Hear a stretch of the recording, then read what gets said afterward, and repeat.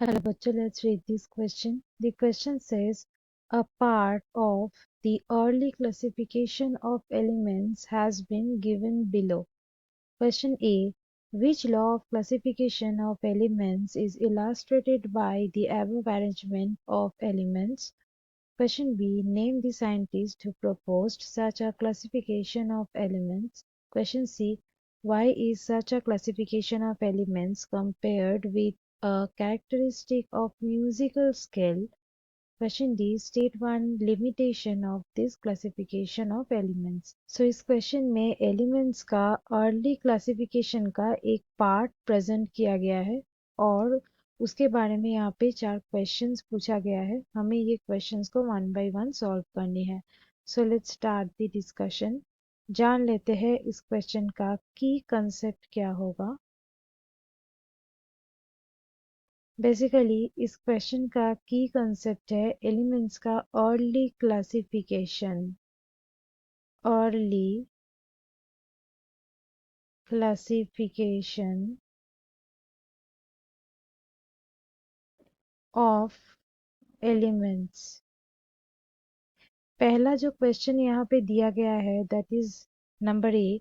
यहाँ पे बोला गया है कि ये जो अरेंजमेंट एलिमेंट्स यहाँ पे जो अरेंज्ड हुए हैं ये अरेंजमेंट कौन सा लॉ में ये इलास्ट्रेट किया गया है। बेसिकली यहाँ पे हम जो अरेंजमेंट देख रहे हैं वो बेस्ड है न्यूलैंड के एक लॉ के ऊपर और वो लॉ है न्यूलैंड्स लॉ ऑफ ऑक्टेव्स।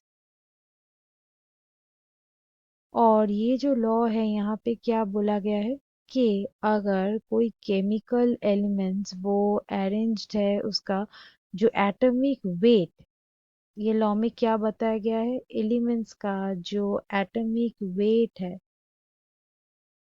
ये एटॉमिक वेट का इंक्रीजिंग ऑर्डर में अगर हम लोग उसको अरेंज करें तब क्या हो जाएगा कि ये जो एलिमेंट्स है इसका फिजिकल और केमिकल प्रॉपर्टी हर एक 7 एलिमेंट्स का इंटरवल में वो सेम हो जाएगा। इसका मतलब क्या है कि फर्स्ट जो एलिमेंट है ये फर्स्ट एलिमेंट के साथ 8 जो एलिमेंट है मतलब 7 एलिमेंट्स के बाद जो एलिमेंट आएगा 8th एलिमेंट उसके साथ ये क्या होगा सिमिलर। और वो जो सिमिलरिटी किसमें है उसका जो फिजिकल और केमिकल प्रॉपर्टीज है उसमें फिजिकल एंड केमिकल प्रॉपर्टीज, ये प्रॉपर्टीज में ये सिमिलरिटी नजर आएगा। यही बताया गया है न्यूलैंड्स लॉ में। नेक्स्ट आते हैं नंबर बी में। नंबर बी में यहाँ पे पूछा गया है कि ये जो क्लासिफिकेशन है ये क्लासिफिकेशन का जो सिस्टम है ये कौन सा साइंटिस्ट प्रपोज किए थे। सो उस साइंटिस्ट का नाम है ये लॉ जिसने प्रपोज किए हैं वो है scientist John Newlands. Scientist John Newlands ने। और साइंटिस्ट जॉन न्यूलैंड्स ये एक केमिस्ट थे जो कि थे ब्रिटिश। वो थे एक इंग्लिश केमिस्ट। उन्होंने ये लॉ प्रपोज किए थे। नेक्स्ट आते हैं नंबर सी में। यहाँ पे बोला गया है कि ये जो क्लासिफिकेशन है ये जो अर्ली क्लासिफिकेशन सिस्टम है इसके साथ म्यूजिकल स्केल का कैरेक्टरिस्टिक को क्यों कंपेयर किया जाता है। बेसिकली ये जो म्यूजिकल जो ऑक्टेव होते हैं ये म्यूजिकल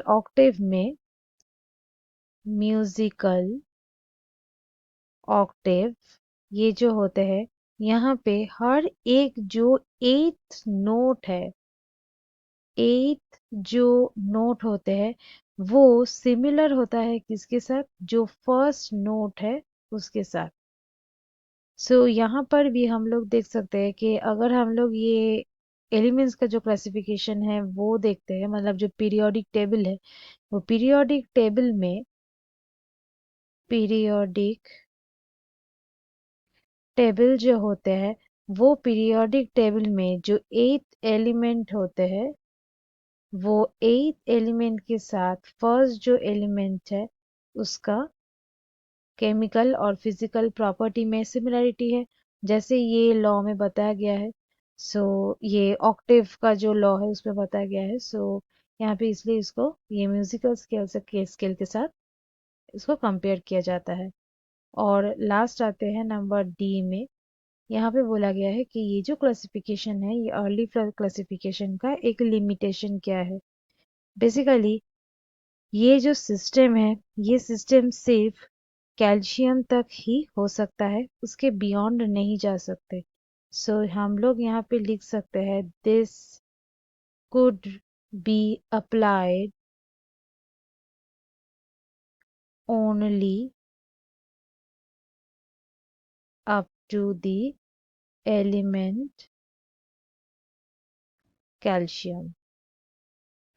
उसके बियॉन्ड ये नहीं जा सकते। So not beyond it.